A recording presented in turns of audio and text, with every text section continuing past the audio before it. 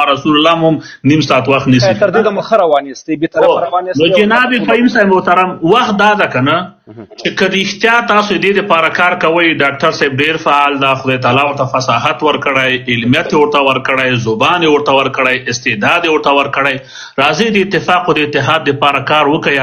په ښکنځلمارانو باندې وخت مه ضایع کوئ. صحیح. څنګه کولی شو چې ورور اتفاق او اتحاد وکړو؟ د انتقاد او اعتراض او د نیوکې د دې شیانو وخت نه ده. ولې دا وطن متفرق سوی ده، دلته قومي تعصبات فعلا دغه اثر کې اوج ته رسېدلي دي، او ته په دې ښه پوهېږې د دغه تعصباتو دپاره ګاونډي هېوادونه باقاعده پیسې ورکوي. ګوره ډېر داسې منظمې پیسې ورته ورکوي. موږ نشو کولی، زموږ چون قوي مبارزه مو مخته پرته ده، او ځینې شیان باید سړی ووایي، ځینې شیان باید سړی نشي ویلی. ولې زه دا اوس عمرې ته تللی وم، باور وکړه چې د مدینې منورې په ایرپورټ کې موږ چې د خدای د کور راوم دا خلک اوس موږ ته ایسار کړي چې وروره زه ته جنجال یې دلته مه راځه. ولې حق دې ویلی که نه. په مدینې کې چې طالبانو به لیدلم د لرې به داسې راته وروره برګ برګ راکته، بل ته به یې داسې ووایي چې هغه ده هغه ده. زه خو په ځار پوهېدم چې باید دی که نه. په احرام کې م نشم زغملی، یعنې په احرام کې چې ما وی لبیک اللهم لبیک لا شریک لک لبیک، خو د نشم زغملی که نه. دا داسې یو حالات ته همدغه تضاد، همدغه عقده، همدغه کرکه به له منځه وړو انشاءالله تعالی. تاسو نه هم کاري صاحب بخښنه غواړم، کاري صاحب ډېره بخښنه غواړم. تاسو نه هم هیله کوو، تاسو نه هم هیله کوو، تاسو نه هم هیله کوو په ډېر درنښت باندې بلکل حق لرئ چې طالبانو په حکومت په نظام د دوی په مشرانو باندې نیوکه ولرئ. ځینې البته طالب پلوه چې دی په تاسو باندې اعتراض لري، تاسو ډېره زیاته تونده لهجه کاروئ، یعنې ډېر زیات افراط پکې خبره کوي. هغه خبره صحیح ده، تایید مو کړه، هغه دی که نه. یو لنډ جواب به درکړم. مهرباني. وطن رانه پاتې، کلی رانه پاتې، کور رانه پاتې، د مور قبر رانه پاتې، د پلار قبر رانه پاتې. زه د خپل پلار په جنازه کې طالب د لاسه نه وم. صحیح ده، ما تر اوسه د خپل پلار قبر د طالب د لاسه نه ده کتلی. زما د عزیز هلته واده وي زه پکې نه یم، زما د عزیز جنازه وي زه پکې نه یم. د طالب د جنایاتو محض جنایات یې کړي دي. طالب د معافي وغواړي، بخښنه دې وغواړي، د ولس رایې ته دې هغه ورکړي، حق ورکړي. که ولس ورته 50 جمع یو رایه ورکړه، د دوی اطاعت موږ په ځان فرض ګڼو. آفرین کاري صاحب، بېرته درته راګرځو انشاءالله. را به شو دلته خو چې دی مخکې چې دی فدا صاحب راغلی دی، نو فدا صاحب او تواب صاحب دی، نو که دوی جنرال صاحب ته حق ورکوي زما د خوا نه ورته اجازه ده، او که نه نوبت فدا صاحب دی. فدا صاحب مې خلاص کړو، را مهرباني وکړه خپل نظر شریک کړه، بیا ورپسې راځو نور ملګرو. کاري صاحب ډېره زیاته مننه، خوشحاله اوسې وروره. او زه ستا دریځ او د ډاکټر صاحب دریځ باندې زه پوهېږم، او ځینې نور افغانان زیاتره نه پوهېږي. دوی چې دغه توهین او تحقیر کا هدف دا دی چې دوی ته دریځ نه دی معلوم. ګورې موږ افغانان بلکل چې موږ جنګي خلک یو، خو موږ سیاسي خلک نه یو. بدمرغي دا ده، دغه سیاسي شعور باید موږ چې دی لا پسې پیاوړی کړو، قوي کړو، چې ولې دغه کس چې دی مطلب هلته داسې داسې کیني پاڅي یا څنګه. یعنې هدف دا دی چې سړی باید نور پوه شي په دې باندې که نه. نو علي صاحب فدا نوبت ستاسو دی وروره، که تاسو غواړئ خبرې وکړئ او که جنرال هغه ته نوبت ورکوئ. مهرباني فدا صاحب. فدا صاحب اوري وروره؟ ښه فدا صاحب، تواب صاحب محترمه نوبت ستاسو دی ګرانه وروره. مهرباني مایک مو خلاص کړئ، د ملګرو مشرانو ځوانانو خبرې مو واورېدې. جنرال صاحب نه وروسته زه خبرې کوم. جنرال صاحب محترم ډېره زیاته مننه. جنرال صاحب محترم راځه، نو ستاسو نوبت دی، او دا خبره چې مهرباني وکړئ تاسو خبرې واورېدې، دغه وکړئ، دا مهرباني وکړئ وروره موږ سره خپل نظر شریک کړئ. نظر مو څنګه دی، څنګه کولی شو افغانان چې دی یعنې په ټوله کې د افغاني روایت لاندې راغونډ کړو. بیا هغه نیوکه د هر افغان حق دی. دوی کولی شي چې مطلب په ټولو سیاسي او مذهبي مشرانو باندې نیوکه وکړه. نیوکه باید سالمه وي، نیوکه باید توهین آمیزه نه وي، توهین، تحقیر، سپکاوی هېڅوک باید، یعنې هدف دا دی چې موږ مسلمانان یو، شکر دی افغانان یو. ولې چې دی یو طرف راځي هغه بل طرف ته چې دی لکه توهین او تحقیر ورته که، سپکاوی ورته که، حتی تحقیر یې که، تکفیر یې که، د اسلام نه وباسي، ځکه دی ورسره شخصي نظرتي اختلاف لري. بل لازي هغه بل ته توهین که. دا څنګه کولی شو وروره د دې مخه ونیسو؟ مهرباني وکړئ جنرال صاحب، مایک تاسو سره دی ورور.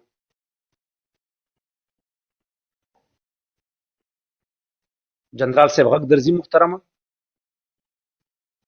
صاحب لکه چې خبره چې په ملایي باندې لګېدلی دی صاحب مهربان جنرال صاحب به پیشلمۍ هغه به پیشلمۍ ته پرېږدو تواب صاحب مهرباني وکړه داسې پیرو یې به خوري پیرو یې خوري پوه شئ محمد ته نوبت ورکړه د هغې نوبت وکړي محمد ته نوبت ورکړه د هغې فدا صاحب نه بیرته راځم ورته فدا صاحب مهرباني وکړئ جنرال صاحب چې دی مصروفه دی تاسو مهرباني وکړئ مدان الوشي السلام علیکم ورحمۃ اللہ وبرکاتہ. علیکم السلام ورحمۃ اللہ وبرکاتہ. اهلا وسهلا. مهرباني ورور. الله تعالی دې وکړو او جوړو صحتمن اوسئ. زیات وخت مونږ نه سم خبرې مو واورېدلې ډېر طولاني خبرې مې د چل د فهیم صاحب محترمه دلته که په سوشل میډیا کې یو څوک وایي چې زه مبارز یم یا مبارزه کوم کاش کې دوی د ملي ارزښتونو لپاره د افغانیت لپاره مبارزه کړې وای نو موږ به هم نن د دوی تر شا ولاړو خو دلته موږ ډېر داسې خلک ولیدل مخکې به د پښتنو کې به یو متل وای د پنجابیان دي وخت زمن دي نو له وخت سره تغییر کوي نو اوس لرې له حاضر مجلس موږ په دا شل کلن دوره کې موږ دغسې خلک ولیدل چې دا هم د وخت زامن و یو وخت کې راغلو پارک کې همدغه ولسمشر ته ډېر لابګیري وکړله یا کمپاین ورته وچلاو خو یو څو وخت وروسته یې بېرته د همدغه ولسمشر پسې بیا رد یو بد یې وویلی علت یې څه و علت یې دا و چې د مادیاتو لپاره د کار کوو نه خیر خو ملي خبره کوم هدف دا دی نه خیر دا زه ملي خبره کوم که چېرته ویې کړې فدا صاحب ګورئ دلته په میډیا کې له دې نه تېرېږو راځو دې ته فدا صاحب د خبره واورئ مهرباني به تاسو خپل تحلیل ورکړئ په میډیا کې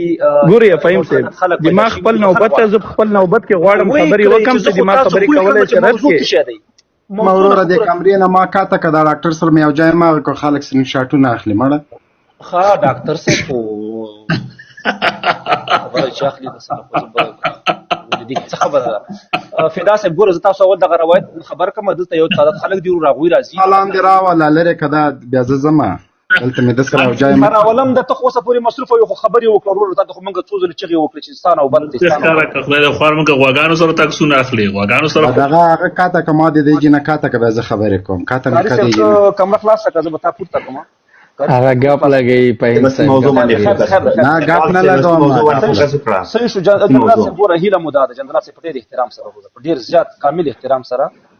یعنې موږ به تاسو وروره ګورئ لکه مطلب پښتانه وي که نه او دښمنیان یې سره کوو ورڅه سره کوو خو چې ووژنو څادر په خور کړو تر ځو دلته موجوده ده تر څه کم 2000 کسان موږ تاسو ګوري او اوري مو دغه کوي مو حد اقل دغه ډاکټر صاحب چې کوم روایت رانیولی دی دا بالکل ملي روایت دی هغه د دغه قاري صاحب تایید کو ورسره باچا صاحب ورسره تایید کو حسیب صاحب ورسره تایید کو ډېرو ملګرو تایید ځینې یو تعداد خلک راپاڅي او دوی په سوشل میډیا کې صاحب مهربانه یعنې هدف دا دی چې ایماد بلوچ ازبک دا خلک خپل ځان ته راکاږي حالت چې هغه بل جدا قومونه دي او د پښتون په مقابل کې بیرته جنګوي د پښتون په مقابل کې بیرته چې لکه دا دغه کوي دا استعمالوي دا خو خبره ده باید موږ تاسو دا تایید کړو ورسره دا کستانه زه تاییدوم در سره که د ډاکټر صاحب باید ته ورسره تایید کړي ځکه ملي مسله ده ملي موضوع ده که نه فدا صاحب شینواره صاحب یوه خبره کوم دا سټیډیو کې چې کوم کسان ناست دي دا زمونږ د ټولو افغانانو دلته میلمانه دي که هر افغان غواړي چې دا 1500 کسان دي لایف تعقیب کړي ښکلی کومنټ وکړي کولی شي پاتې شي که غلط کومنټ یې وکړي دغه هر میلمه ته توهین وشو که فدا صاحب ته وشو تواب صاحب ته جنرال صاحب قاري صاحب ته ډاکټر صاحب هغه سړی میوټ کېږي دا اعلان دی ستاسو لپاره که غواړئ چې بالکل بیا یو بل وړاندیز لرم ما وړاندې دا دردېدلي خلک دي په یو کنځای زړه یخېږي پرې د لاس دې وکړي ودې که دلته پاس په خالي ورته حسیب صاحب پاس په اجازه نه ورکوو قاري صاحب که زما منئ ما ته یې مه کوئ که دا نورو ته م کوئ غوسه کېدی د ده غواګانو ته قضا کوي کنځلې خو چې کېږي جنرال صاحب خو 2 کسان ته کېږي یو تا ته کېږي یو قاري صاحب ته موږ خو بېچاره او په باقاعده کې د پوره پر راغلی اوس موږ ته پې کنځلې کوي ما زه پکې راغلی باچا صاحب پاتې چې کنځلې وکړي ډایرکټ اتومات ګونګی کېږي زه یوه خبره کوم مشینواره صاحب زه د جنرال صاحب سره شریک یم زما په ویډیو باندې $6,000 اخیستي دي زما ته یو ویډیو چې جوړه کړې کلیپ یې جوړ کړی دی هغه باندې جنرال صاحب $6,000 ورته راغلي چاکو چې راته خوری هغه باندې خو تا قبولي واخیستله وروره ابولي هغه له مخکې اخیستی و ابولي ما هغه له مخکې اخیستی و دغسې د خوشحالۍ د خندا او د متقابل احترام خبرې وکړي چې کومه خبره ده ګورې اوس وروره ته نصیحتونه کوې ته موږ نه ډېر کشر یې ته لګیا یې وروره خبره موضوع ګوره زه تاته یوه خبره وکړم ګوره هدف دا دی که چېرته ما خپل هغه تونده لهجه را شروع کړه نو جنرال صاحب بیا ما ښه پېژني هدف دا دی تونده منده دې پرېږده نصیحتونه مه کوه موضوع څه شی ده تونده لهجه موضوع دا ده چې دلته په میډیا کې ځینې کولابیان لنډغر راپورته شوي دي او دوی دغه ما چې وختي نومونه واخلې ځینې قومونه یعنې په تاجکو ورګډوي او د پښتنو په مقابل کې استعمالوي د دې دپاره ډاکټر صاحب محترم راپورته شوی دی وایي چې نه کوم ډاکټر صاحب اجازه راکړه چې زه خو دا خبره پوره کړم چې کوم ډاکټر صاحب دی ډاکټر صاحب عتیق مختار حفظه الله پرېږده سړیه بس ته پوه شه ولایت کې پوه شه خدای دې خوار نه که تا تر اوسه ډاکټر نه ده پېژندلی ډاکټر راپورته شوی ده خپله پرون لګیا وه قاضي صاحب ورسره دی باچا صاحب ورسره دی دا څلور پنځه کسان دي خیر دی لاړ هغه لاړ ډاکټر صاحب نه ډاکټر صاحب هغه سړی لاړه هیڅ باس مه کوه سړی لاړ هیڅ باس مه کوه ډاکټر صاحب زه هیله کوم زه به فقط هغه اخري خبره وفهیم زما خبره دې په نوبت باندې قطع کړې ډاکټر صاحب دواړه زمونږ ورونه یې بس هغه چې لاړه خبرې مه کوه ډاکټر صاحب محترم یو دقیقه یو خبره کومه د دغه کار دپاره چې هر چا اقدام کړی او حرکت یې کړی الله رب العزت دې ورسره مرسته او نوبت ستا دی پیدا محمد ورور نه زه نه یې هغه کوم والله نه فقط زه د خپله خبره تکمیلوم یوه جمله ده فقط صبر وکړه شینواری یو دقیقه بل سړی موډیټر شته د ستا په لایف کې بل موډیټر شته یو بل هم شته بیا زه نه یم فقط فهیم صاحب دا یوه خبره کوم له دا فتوو سره باید موږ ډېر پام وکړو او دا فتوې چې لګوو چې پلانکی شهید ده پلانکی مړ ده او پلانکی غازي ده ملا خونمیر به هم د امریکایانو په کمپاین کې ناست بیا به ده ویل وایي په افغانستان کې چې دا دغه اوسنۍ جګړه چې ده دغه وای ناروا جګړه ده او په افغانستان کې اسلامي شرعي نظام دی د امریکایانو په کمپاین کې ناست ملا خونمیر یو معروف شخصیت ده نو دغه فتوو سره فقط پام وکړئ نور زه نه کته کېږم جنرال صاحب لاړ ډاکټر صاحب ماته پرېږده هیله کوم ډاکټر صاحب بخښنه غواړم ګوره فدا صاحب محترم ګوره ډاکټر صاحب هیله کوم ډاکټر صاحب هیله کوم اجازه راکړه ډاکټر صاحب زه پرې نه ښودم زه وغږېږم کاري صاحب زه دا یوه خبره خالي فدا ته وکړم بیا کاري صاحب ته مداخله وکړه ګورې فدا صاحب محترم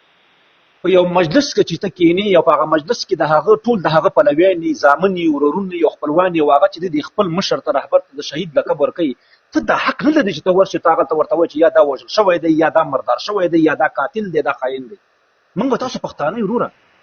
دا خبره ډاکټر صاحب بخښنه غواړم ته خپله خبره وکړه خیر دی که ډاکټر صاحب دا خبره کړي دی د افغاني او د اسلامي روایت په خاطر کړې ده دی د اسلامي او افغاني روایت په خاطر کړې ده ډاکټر صاحب مهرباني وکړئ تاسو خپل زه به دا خپل خبره وکړم یو خو چې دا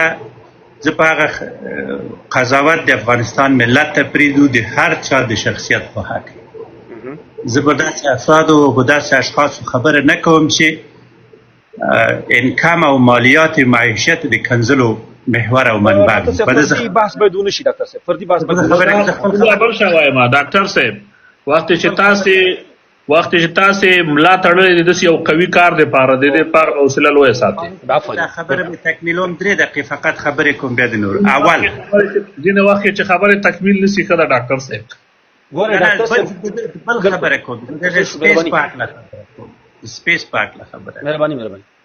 ورونو زما اعتقاد او باور دی چې د طالبانو نظام یو مستبد نظام دی او د یو مستبد نظام لپاره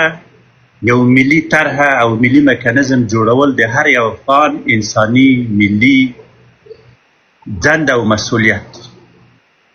او هیڅ څوک هم په دغه حساسو شرایطو کې که ذره ایمان او افغانیت هم په ځیګر کې وي نه قرار پاتې کېږي او نه د یو ملي روایت مخه هیڅ څوک نشي نیولی په شمول د ملا هیبت الله او د ده ډلې دویم موضوع دلته دا ده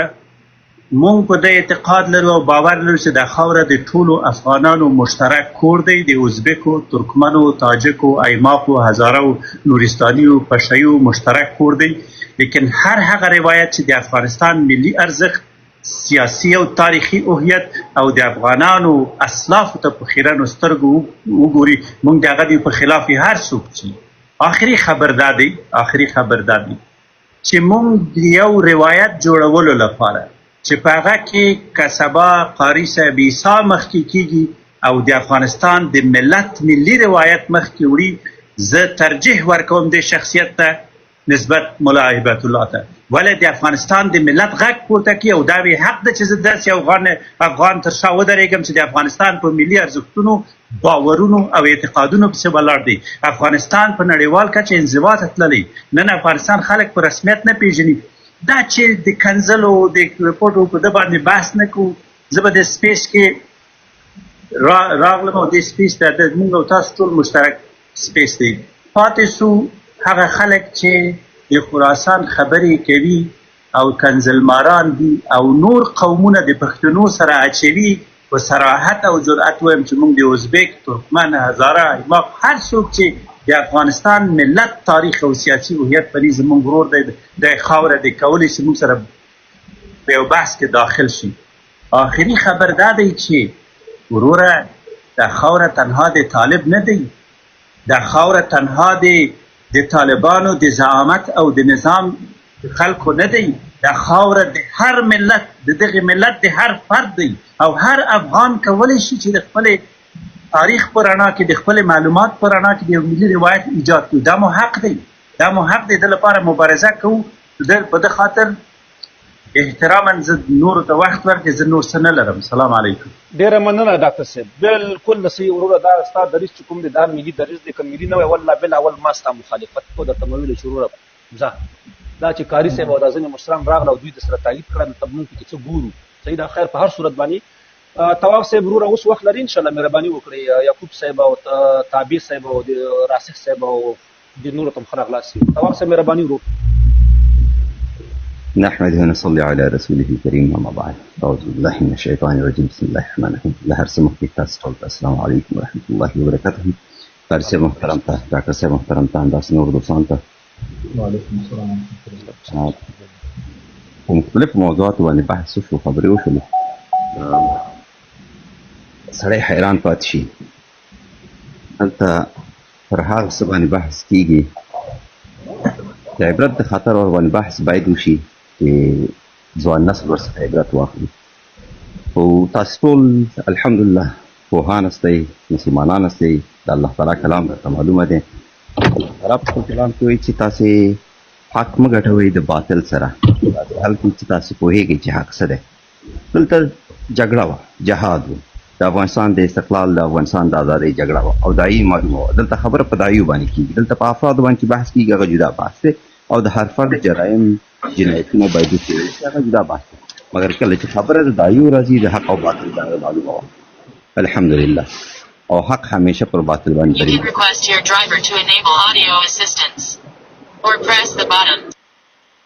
مهرباني طواف صاحب، هغه تابع صاحب ما بند کړه، مهرباني. هیله کوم ګورې ما د هیچا په خبرو کې مایک خلاص نه کړم. نه هغه مایک خلاص پاتې شو. دا صحوه وه، زه پوهېږم دا صحوه وه، خو زه چې کومې خبرې کوم د ډېرو خلکو احساسات به چې دی اوس جرح شي او انشاءالله زه مهرباني وکړم نه لري بیا، خو وایي دوري په خلاصو غوږونو باندې. خبره دا ده چې دلته داعیه معلومه وه او د هغې داعیې دپاره چې دی افغانانو د افغان مؤمن مجاهد ملت چې د قرباني ورکړله د خپل دین، د خپل ازادۍ په خاطر، د خپل دود، کلتور او عنعناتو په خاطر، او هغه څه چې دوی ته د دوی د اسلاف څخه په میراث کې پاتې دي، میرویس خان څخه او د احمد شاه ابدالي څخه همداسې پس راځه تر دې ننه پورې هغه د اشغالګرو په مقابل کې مقاومت دی، جګړه د آزاد او د خپل هیواد استقلال دی، او دا افغانانو دا مسؤلیت ادا کړی دی. که دلته څوک راپورته کېږي، ولو که زما پلار هم چېرته د کمونستانو په دوران کې د کمونیزم په خوا کې ولاړ وی او کمونیست وی، هغې ته به مې هم همدغسې ګوته نیوله او همداسې به مې ورته ویلې، ځکه داعیه هغه وه، دا د منفوره داعیه وه، منفوره مفکوره وه، د الحاد مفکوره وه، او خلک چې پکې ولاړو په رسمي توګه او هماغې فکر ته یې کار کولو. که خلک وایي چې نه په افغانستان کې کمونستانو شتون نه لرلو، د شوروي کمونیزم ولې په افغانستان کې مسلمانان قدرت ته رسول؟ ولې؟ آیا یو مسلمان به چې د هغې په پښو کې سریښی وی؟ د هغې داعیه به یې په افغانستان کې پلي کړې وه؟ نه، هېڅکله نه. خو یو سړی چې د خپلې عقیدې دپاره کار کوي، د خپلې مفکورې دپاره کار کوي، خو د خپل فکر خلک به راخلي هلته به یې مسلط کوي که نه، تر څو د هغې په واسطه باندې چې دی مخ په وړاندې لاړ شي او ښکار وکړي. نو راځو دلته چې دا نورې کومې خبرې وشولې، اوس څوک شهید دی او څوک شهید نه دی هغه الله رب العزت ته معلومه ده. حتی موږ خپلو مجاهدینو ته هغو ته چې د هېواد د استقلال د ازادۍ جګړه یې کړې ده، د اعلی کلمت الله جګړه یې کړې ده، موږ د هغې پر شهادت باندې داسې تیز نه شو ورتلی چې دوی شهیدان شوي او بس شهادت یې قبول شوی دی. موږ ته صرف حکم شوی دی، امر شوی دی چې تاسې د شهادت د قبلېدو دعا ورته وکړئ. موږ ته دا نه دي ویل شوي چې تاسې پرې مهر ولګوئ چې دا شهید دی او بس د دې شهادت چې دی قبول شوی دی. نه، ظاهري دغه ته ګورو، شرع ظاهر ته ګوري، موږ هغې ته ګورو، د هغې په اساس باندې وایو چې الله تعالی دې د شهادت قبول کړي. چې کله یو انسان د اعلی کلمت الله په صف کې ولاړ اوسېږي او د اعلی کلمت الله لپاره مبارزه کوي، موږ حق نه لرو چې هغې ته دلته پې مهر الله کولګو ووایو چې د دې شهادت قبول شوی دی. هغه چې د باطل په صف کې ولاړ دی پر هغې باندې خو دی هېڅ کله نشو کولی چې داسې ډاډه ورشو او ووایو چې ولا فلانکی صاحب چې دی شهید دی، بستانکی صاحب شهید دی. دا به الله رب العزت ته پرېږدو، خبره د دایو ده او دایې دلته معلومه وه چې کومه دایې د حق او کومه د باطل وه. هغه خبره خلاص شو. طواف صاحب که باغه باندې موضوع باندې لاړ شي دا جنجال جوړ نه شي، دا خبره قاری صاحب په خیر دی پورې مضمون خلکو دا خبره وکړه. نه حسب صاحب خیر دی، حسب صاحب خیر دی. نه طواف صاحب هیڅ خبر نشته، مهرباني هیڅ خبر حمل ولرئ دوستان. قاری صاحب بیا جواب وایي. بل دلته غیر علمي بحث په دې خاطر باندې په یو صحنه کې وشو، یو دوست راپورته شوی و چې زما نوم په ماغول کې چې راغلم زما نوم یې واخیستلو، خبرې کولې چې دا خبرې راپورته کوي او دا کار کوي چې یو کس د باطل په صف کې ولاړ وي او زما مؤمن مجاهد مشران د دې هېواد د استقلال جګړه یې چې کړې ده، د ازادۍ جګړه یې چې کړې ده، خپل ټول ژوند یې پکې وقف کړی دی چې د هغوی توهین او تحقیر کوي. یو څوک چې د باطل په صف کې ولاړ زر ځله زه حق لرم چې د هغې په مقابل کې د سر راپورته کړم او د خپل ځان او د خپل صف او د خپل لارې دفاع وکړم. دا اوس هم تاسې وګورئ، الله تعالی سترګې درکړي دي، عقل یې درکړی دی درته. د هغې کمونیزم د نطفې پیداوارو دلته څومره کنځلې ماته په دې کامنټونو کې وکړلې. ما یو ته کامنټ کې جواب ورکړلو، یو ته مې خبره وکړله، لګیا دي کوي دي د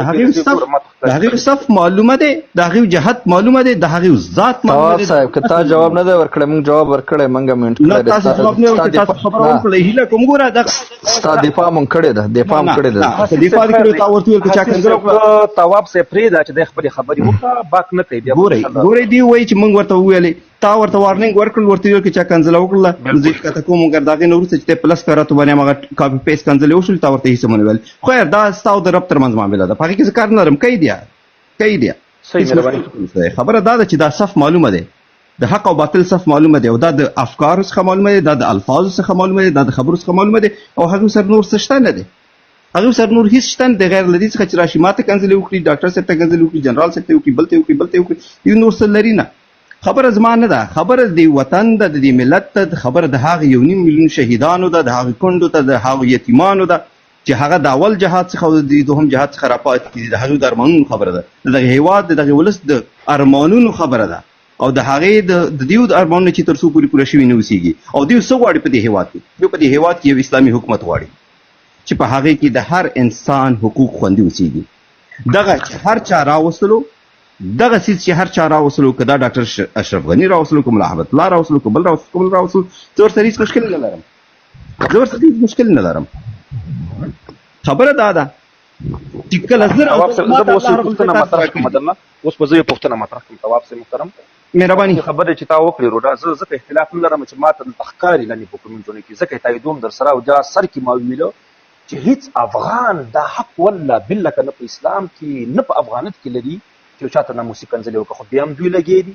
بیا یې هم که ځکه زه راته کوم نه په دې تاییدوم در سره وروره. پوښتنه دا ده چې په دې میډیا کې ځینې کسان راپورته شوي دي او دوی دغه ایماق، بلوچ او همداسې پسې راکېش او ازبک او دا ځینې هزاره دا قومونه چې دی لکه یعنې د تاجکو نوم ورکوي چې دا تاجکان دي، په تاجکانو یې ورګډوي او بېرته د پښتنو په مقابل کې چې دی لکه دا خلک یعنې جنګی یې ورسره او پښتانه ورباندې دغه کوي. دې دپاره چې دی لکه څنګه چې مشرانو خبرې وکړي، ډاکټر صاحب او قاري صاحب دی دا ملګري دوی چې نه دا کار باید ونشي او د دې مخه باید موږ او تاسو په سالم دغه باندې ونیسو. د دې په تړاو باندې ستا نظر څه دی؟ ابروزکار دغه راغلی دی د ډاکټر صاحب محترمو ځینو هزارهګانو سره چې هغوی د خپل مشر دغه لمانځه تلین، ده ورته ویلي چې شهید، نو ده خو نه شو کولی چې دی ورته کنځلې کړې وای او یا طواف صاحب محترم بیا ورته ویلي وای چې هغه خاین دی، نه شو کولی که نه؟ دا خو ډېره د سپکه خبره ده. اوس ځینې پښتانه ورونه ده پسې لګېدي بس رد او بد او توهین او تحقیر او کنځل او رد او بد. دغې په تړاو باندې ستاسو نظر ورته شی دی، څه توصیه ورته لرئ، څه پیغام ورته؟ ګورئ د هغې کوم مشر چې یو مزاري الله تعالی دې شهادت قبول کړي د مسلمانانو ترمنځ جګړې وې داخلي جګړو کې چې دی د یو طرف د خوا څخه چې دی وژل شوی دی نو مسلمانو کلمه یې ویله دې کې شک نشته دی دا هم هماغه خبره ده ځکه چې په ظاهره هغه د کفر په خوا کې نه ولاړ او موږ نه دی لیدلی چې هغه د کفر په خوا کې ولاړ وي او د کفر ملاتړ یې کړی اوسېږي چې ولا مزاري چې دی د یا د ناټو سره ولاړ یا امریکې سره ولاړ یا د KGB سره ولاړ په دې خاطر باندې دی لاړل منځ لاړل دغه جدا ما دپاره حق مهم دی دایه مهمه ده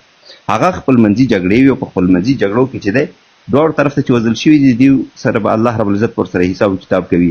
خو موږ نشو کولی چې په دې کې راواخلو یو ته شهید وي او بل ته چې دی مردار وي دا ډېره سخته ده چې سړی دا کار وکړي خو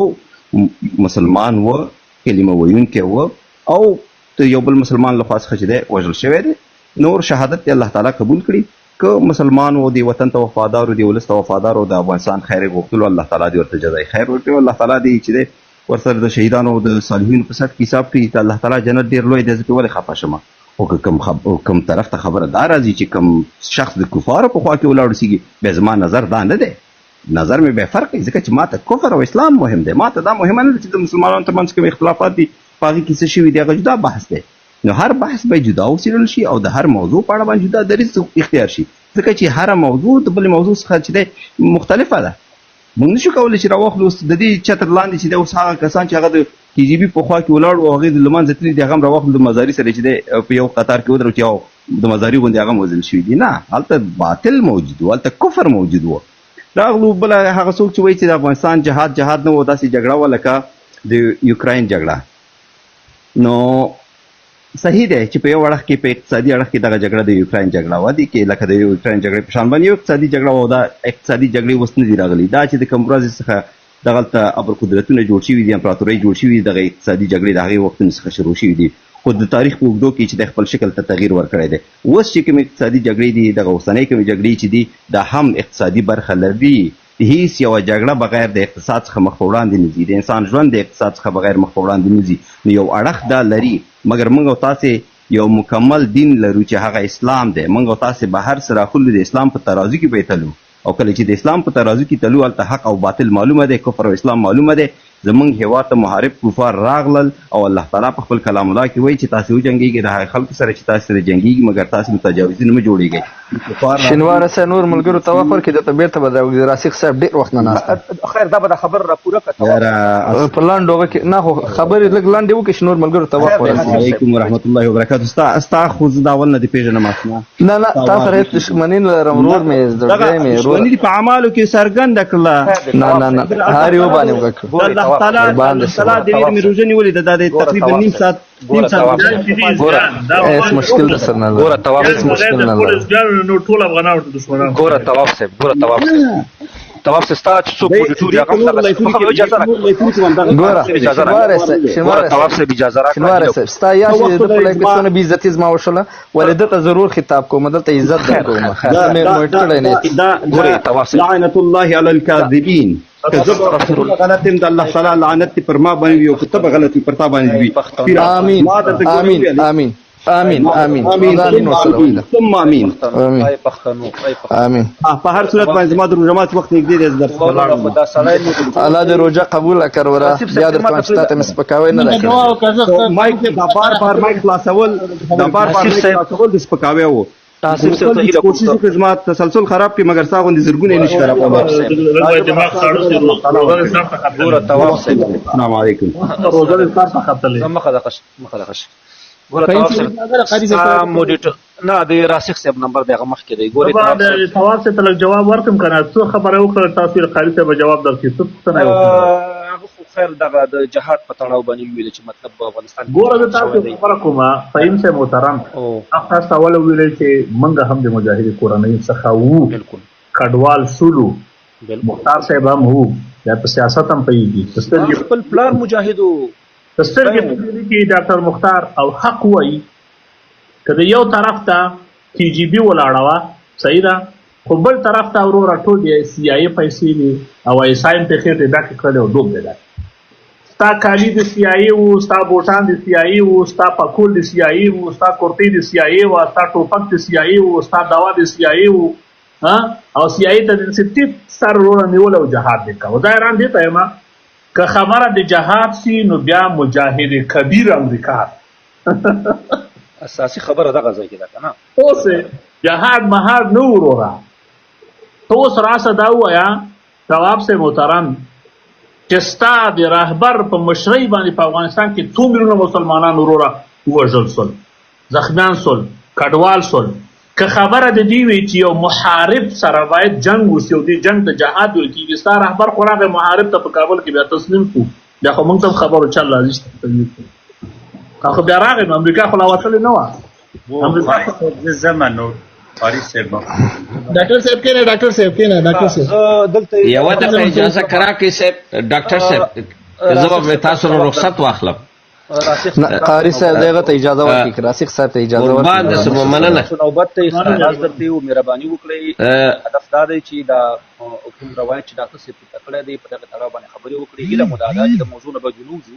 مهرباني راسخ صاحب تر اخلاص درته مهرباني. لمړی د ډاکټر صاحب نه شروع تر قاری صاحب او تر دا زموږ ټول هغه مشران او کشران چې دلته یاست ټولو ته سلام وړاندې کوم. خدای دې تاسو ټولو ته دغه ناسته تاسو په عبادت کې وشماري او خدای دې په ژوند کې برکت او په بچو کې برکت کا. ګوره عزیزانو هغه څه چې موږ افغانان بیا بالخصوص موږ پښتانه کړی وای او یا یې وکړو هغه مو نه ده کړې. ولې ګوره موږ لا په دې کې بند پاتې یو چې پلانی ته شهید ووایه پلانی ته کافر ووایه. و قربان دې سم 21مه پیړۍ ده، دنیا چیرې ولاړی، خلک چیرې ولاړل، زه لا تر اوسه په کنځاو کې ما ډوبه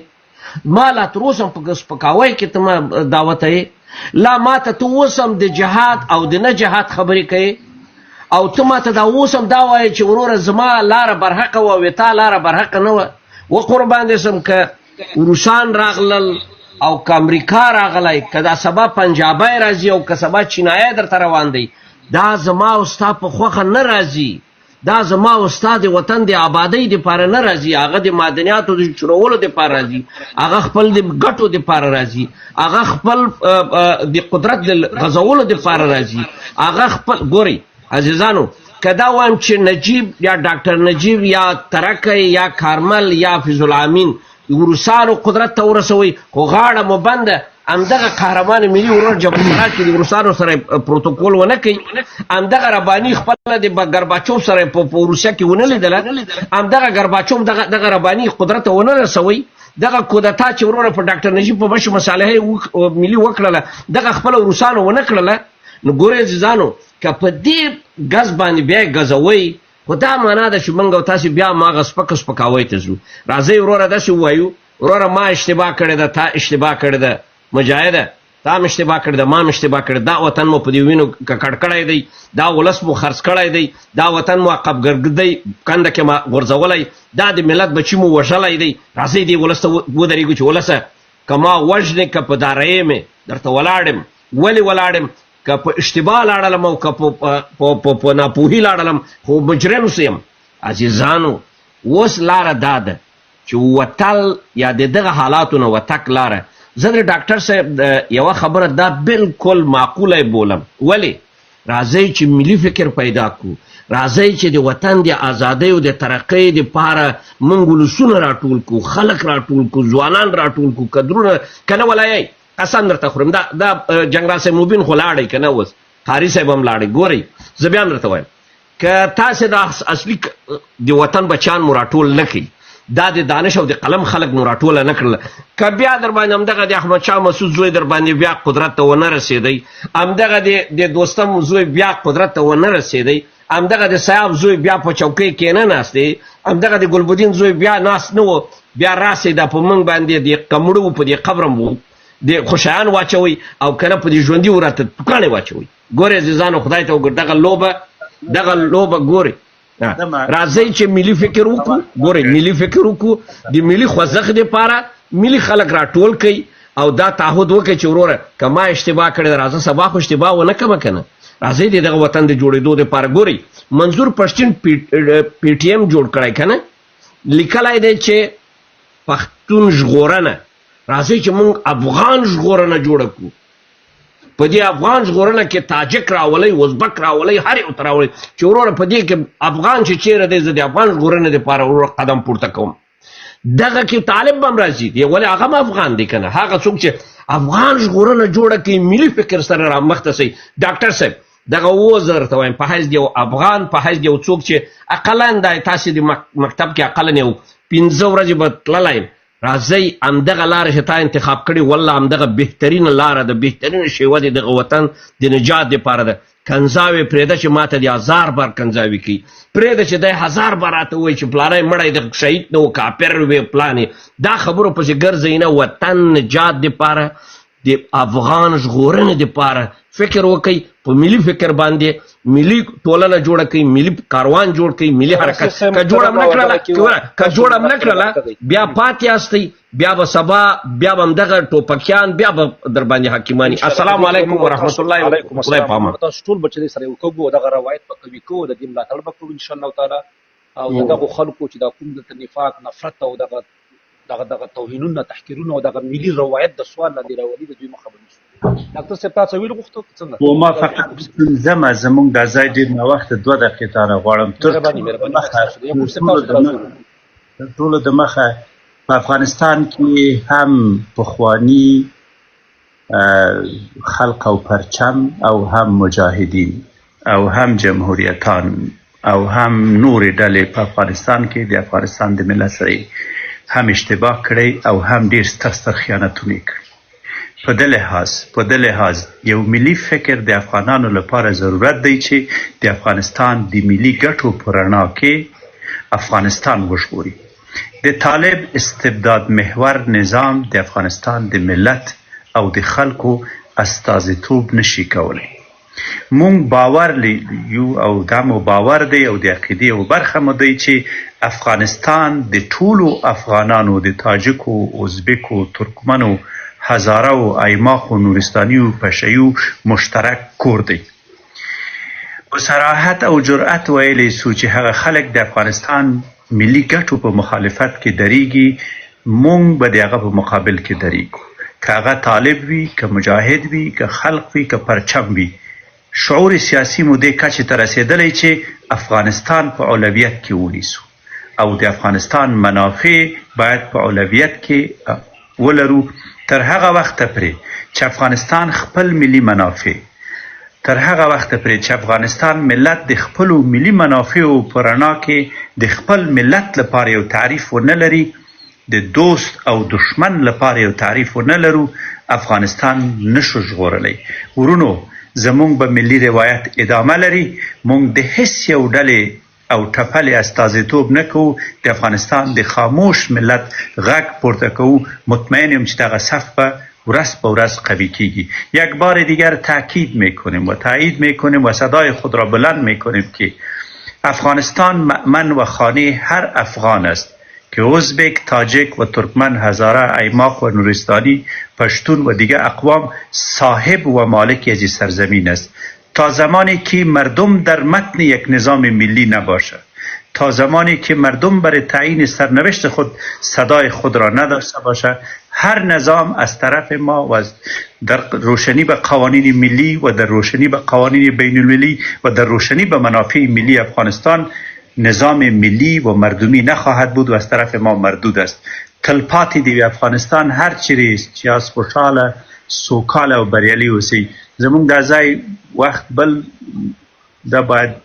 ورې ته لاړ شو. په پاک الله مسپارم. ډاکټر صاحب که یوه دقیقه پاته سي، یوه خواهش ده ورور، یوه دقیقه پاته سي. پاتې شه د یعقوب صاحب نوبت یو دقیقه خیر ده پاتې شه. یعقوب صاحب مختصر که چې زه ډېر همیشه ډاکټر صاحب زه ډېرې لنډې خبرې کوم. دغه ډېر داستانونه هم نه دي زده. مهرباني تاسو خبرې واورئ. اول دې سلامونه ورسېږي د لایف ټولو ګډونوالو ته. خدای دې وکړي جوړ روغ اوسئ. زه داسې په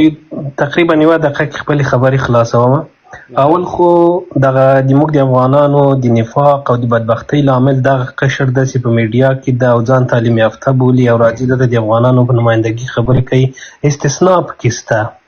اوس هم په دې لایف کې ولیدو چې چا څه وکړو چا څه وکړو. کله چې موږ د ملي یووالي خبره کوو بیا ټول ترېنه تښتو، هېڅکله ملي یووالي ته نه راځو. بل په افغانستان کې هر چا جهاد د هر اشغال په مقابل کې کړی دی. د موږ د سترګو ستور دي زموږ د سر سترګې دي د افغانستان ټول ملت په جهاد کې یا په مستقیم ډول یا په غیر مستقیم ډول داخل و. ایله مې دله بعضې دوستانو دلته دي د